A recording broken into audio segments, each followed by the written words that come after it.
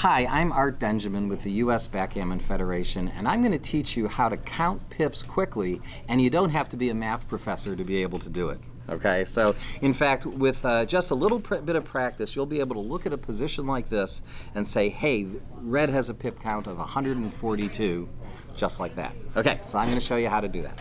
So first, the first thing to do is look inside your inner board and look for clusters. These are little rectangles that show up all the time. Like this cluster here of 4, 5, 6 and 4, 5, 6, that's 30.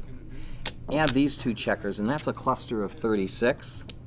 This is 40, and I love 40 because it ends in 0. And of course, the closed board, that's an instant 42. When you recognize a cluster, then if you had a position that looked like, say, this, you could say, oh, that's 42 with 1 off, so that would be an instant 43. Okay, so that's how to count the inner board.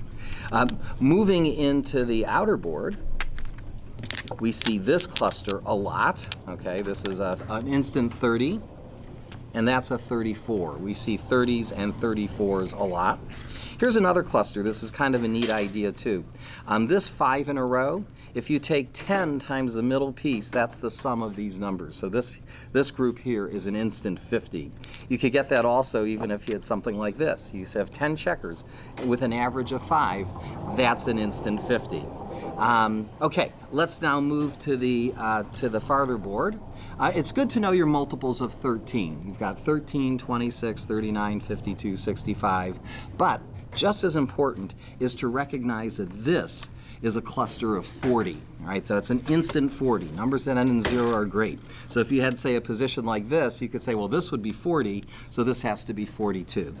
Finally, let's count the checkers down here. Okay, like let's say you had a position like that.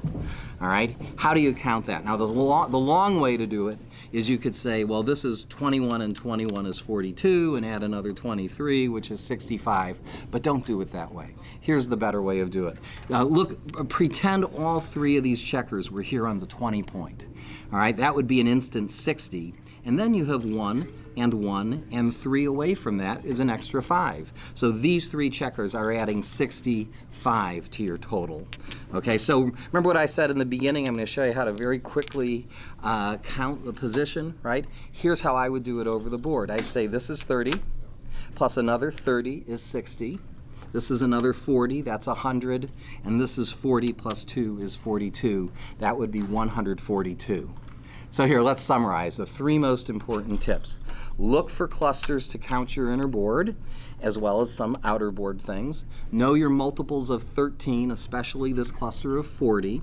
And finally, when you have lots of checkers in the outer board, take the number of checkers times 20 and then adjust. I hope these tips will make you a much faster pip counter.